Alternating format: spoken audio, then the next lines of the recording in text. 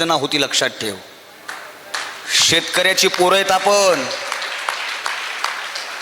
दलिंदर सरकारमधली लोक म्हणतात मराठवाड्यातला शेतकरी आत्महत्या करतो तो कर्जाला कंटाळून करत नाही, प्रेम प्रकरणाला कंटाळून करतो. आणि रविराज साबळे तुम्ही आहात म्हणून सांगतो, अविनाश भारतींनी 2 ओळी लिहिल्या होत्या की एका पोरानं एका शेतकऱ्यानं आत्महत्या केली आणि पत्रकार आत्महत्या केलेल्या शेतकऱ्याच्या दारात गेले. नितीन सर, पत्रकारानं आत्महत्या केलेल्या शेतकऱ्याच्या पोराला प्रश्न विचारला, तुझ्या बापानं आत्महत्या केली प्रेम प्रकरणामुळं, असं महामहिम कृषी मंत्र्याचं म्हणणं आहे, याच्यावर तुला काय म्हणायचंय? पोरानं उत्तर दिलं, बरोबर आहे पत्रकार साहेब, माझ्या बापानं आत्महत्या केली प्रेम प्रकरणामुळं, पण त्या मंत्र्याला कळालं ते प्रेम प्रकरण बाई बापडीचं होतं. माझ्या बापानं काळ्या माईवर प्रेम केलं आणि पाऊस रूपी प्रियकराची वाट बघितली. माझ्या बापानं काळ्या माईवर प्रेम केलं, पाऊस रूपी प्रियकराची वाट बघितली. मातीतून सोनं उगवलं नाही, आभाळातून पाणी आलं नाही, माझ्या बापाची प्रेम कहाणी अधुरी राहिली. अविनाश भारतींनी 2 ओळी लिहिल्या की प्यावा वाटत नाही विषाचा घोट, प्यावा वाटत नाही विषाचा घोट, पण काय करणार मायबाप सरकार? फक्त मातीच्या वासानं भरत नसतं पोट, फक्त मातीच्या वासानं. तुम्ही शेतकऱ्याची पोरं आहात ना, शेतकऱ्याच्या पोराला हा शेतकऱ्याचा पोरगा शिकवतोय ना, म्हणून एक गोष्ट लक्षात ठेवा, आपल्यात ती ताकद बनवा. अरे मातीचा वास सगळ्यात सुंदर असतो, मलाही माहिती आहे, तुम्हालाही माहिती आहे, शेतकऱ्याच्या औलादीला माहिती आहे. पहिला पाऊस पडावा, मातीचा मृदगंध पसरावा, आनंद होतो, पण पाऊस एकच पडावा, फक्त सुगंध द्यावा, आणि नंतर पाऊसच पडू नये, तो सुगंध चांगला वाटत नाही. अतिवृष्टी व्हावी आणि चिखलाचा वास यावा, तोही सुगंध चांगला वाटत नाही. रविदादा, मी सांगत असतो, पहिला पाऊस पडावा, मातीचा दळवळ पसरावा, दुसरा पाऊस पडावा, तिसरा पाऊस पडावा, चौथा पाऊस पडावा, माझ्या बापानं पेरण धरावी, धरलेली पेरण उगवून यावी, पुन्हा पाऊस पडावा. अरे माझ्या बापानं कोळप धरावं, माझ्या माईनं खुरप धरावं, कोळपणी व्हावी, खुरपणी व्हावी. आता पीक जोमात यावं, जोमात आलेल्या पिकाला फुलं यावी, फुलं आलेल्या पिकाला कणस यावी, कणसामध्ये दाणं यावी. आता त्या दाण्याचं खळं व्हावं, खळं माईनं घरामध्ये दळावं, दळलेलं ते निवडावं, ते दळण गिरणीत जावं, गिरणीमध्ये त्याचं पीठ व्हावं, ते पीठ माझ्या माईच्या दारात घरात यावं. किचनमध्ये माईनं, अरे किचनमध्ये माईनं काटवट घ्यावी, काटवटीमध्ये पीठ टाकावं, त्या पिठामध्ये पाणी टाकावं, सुखदुःखाचं संगीत गात पिठाचा उंडा तिंबावा, तिंबलेल्या उंड्याची भाकर व्हावी रे, आणि भाकर माझ्या माईनं चुलीवर टाकावी. माझ्या बापानं वावरातून यावं, हातपाय धुवून माई समोर जेवायला बसावं, माझ्या बापानं ती गरम भाकर माईनं अशी दुरडीत टाकावी, दुरडीतली भाकर बापाच्या ताटात टाकावी, माझ्या बापानं दुधासोबत ती भाकर कुस करावी. त्या भाकरीचा सुगंध हा जगातला सगळ्यात सुंदर सुगंध असतो. तो शेतकऱ्याच्या जीवनात आणायचा असेल ना, तुम्हाला प्रयत्न करावे लागतील. अभ्यास, तुला अभ्यास करावा लागेल. तू इथं शिट्ट्या मारतोयस, बसलायस, आनंद घेसला, हरकत नाही, पण तू कांगणेसरच्या अकॅडमीला आहेस ना, तुझ्या बापाला गावात कलेक्टरचा बाप म्हणून लोक बोलवत आहेत. लक्षात ठेव, तू जेव्हा गावाकडे निकाल घेऊन जाशील ना, त्या दलिंदर लोकांच्या थोबाडीत मारायची ताकद तुझी असली पाहिजे. त्याच्यासाठी यशस्वी हो. बोलण्यासारखा विषय मोठा आहे. सरांनी जी मला फरमाईश केली, मला त्या दिदीसारखं गाता येत नाही, मुळात मला गाताच येत नाही. आम्हा काय ठावे गायकी घराना, आम्ही आळवितो कबीरी तराना. पण सरांनी विनंती केली, चित्रपटाचं गीत म्हणलं की लय भारी वाटतंय सर. सलमान खानचा दबंग नावाचा चित्रपट आला आणि दबंग नावाच्या चित्रपटात सलमान खान म्हणला, तेरे मस्त मस्त दोने मेरे दिल का ले गए चैन. आणि ज्या पोराला चैन लावायची अक्कल नाही ती हे गाणं म्हणत होतो. बरं, सलमान खान याच्यावर स्थिर राहावं ना. सलमान खान दबंग 1 मध्ये म्हणला, तेरे मस्त मस्त दोने मेरे दिल का ले गए चैन. आणि दबंग 2 मध्ये सलमान खान म्हणला, तेरे नैना बडे दगाबाज रे, काहे खफा हमसे चुलबुल से बुलबुल, काहे ना तू माने बती. जाऊ द्या, लय पाटे आपल्याला ते नग. पण गाणं कसं असावं?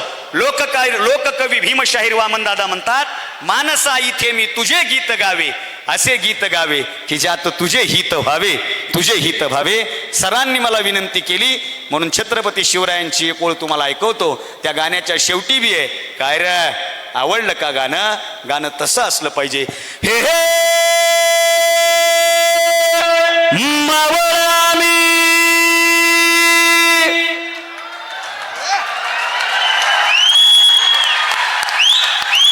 आर वाड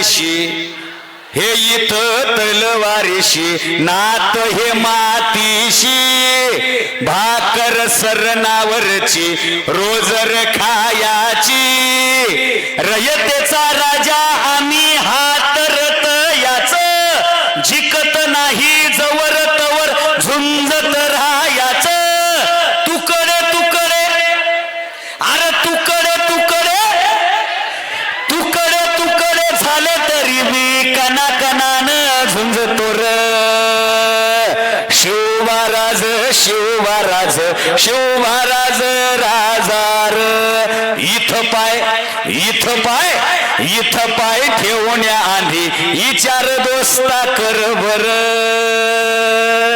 हे गीत पाहिजे, याला म्हणतात गाणं. गीत असं पाहिजे. नाहीतर नारायण दादा सांगतात, तू धरती पे चाहे जहां भी रहेगी तुझे तेरी खुशबू से पहचान लूंगा.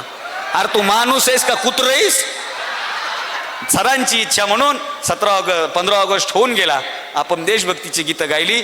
लहानपणी माझ्या मनावर झालेला संस्कार. फक्त सर मला माहिती आहे उशीर झालाय, सगळ्याला पटकन केक कापून घरी जायचंय, मला पण लांब जायचंय, खानापूर माझे सासरवाडी, मला तिथं जायचंय. 15 ऑगस्टला शाळेत गेलं ना, सकाळी सकाळी बोचरी थंडी लागत शाळेत जायचं आणि 15 ऑगस्ट मध्ये झेंडा फडकवत असताना आम्ही गीतं ऐकायचो. दिल दिया ए वतन तू मेरा करमा, तू मेरा धर्मा, तू मेरा अभिमान है. ए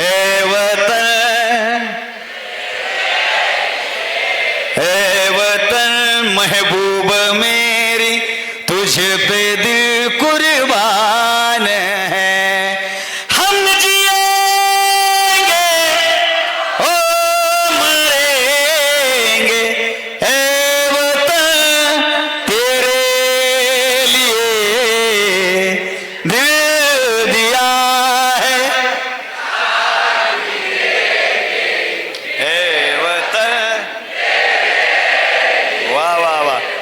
गोड गोड गाणे होते की नाही.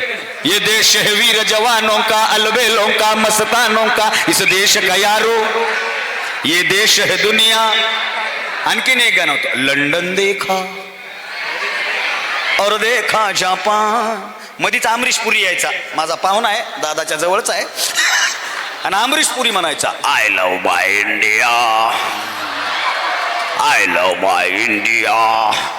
आणि मग आम्ही म्हणायचो, ये दुनिया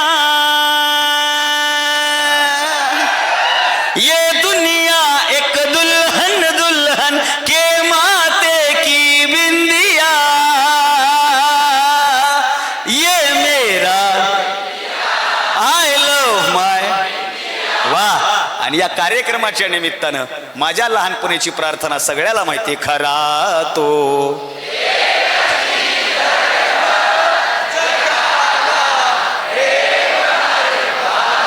हेच आमोचे,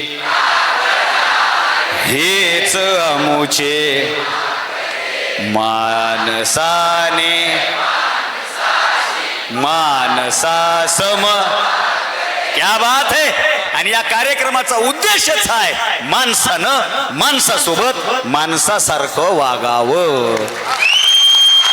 सर तुमच्या अकॅडमीतले पोरं प्रार्थना म्हणतात, नाहीतर माझ्या शाळेत प्रतिज्ञा होती, भारत माझा, सारे भारतीय माझे. आणि आपल्याला असं उभं करत होते का असं, आणि असं उभं करणं म्हणजे माझी सगळी जिम्मेदारी मी तुझ्या खांद्यावर देऊन मोकळा. मग याच्या 2 प्रतिज्ञा होत्या, भारत माझा, सारे भारतीय माझे. आणि एक प्रतिज्ञा फक्त मी ऐकली, भारत माझा, हात काढे, सारे भारतीय माझे, हातकाड म्हणायलो ना, माझे माझ्या देशावर, तुला हातकाड म्हणायलो, आणि प्रत्येकाशी सौजन्याने वागेन म्हणेपर्यंत गचांडी धरली, ती वेळ आपल्यावर येऊ नये. सगळ्यांनी आनंदात राहा, तुम्हाला दीर्घ आयुष्य लाभो. दादांनी सांगितलं कविते इतकं, या सगळ्या तुमच्या हातून क्रांती व्हावी. मी नेहमी सांगत असतो, कहीं जीत बाकी है, कहीं हार बाकी है, अभी तो तुम्हारे जिंदगी का सार बाकी है. यहाँ से चले हो कांगने सर तुम्हें नई मंजिल की तरफ, आज तुमने पूरा किया वो खाली एक पन्ना था, अभी तो तुम्हारी जिंदगी की पूरी किताब बाकी है, किताब बाकी है. पुढील सगळे सूत्र पुढचे सगळे सूत्र मी सरांकडे देतो आणि कार्यक्रमाचे सूत्र वहिनीकडे देतो.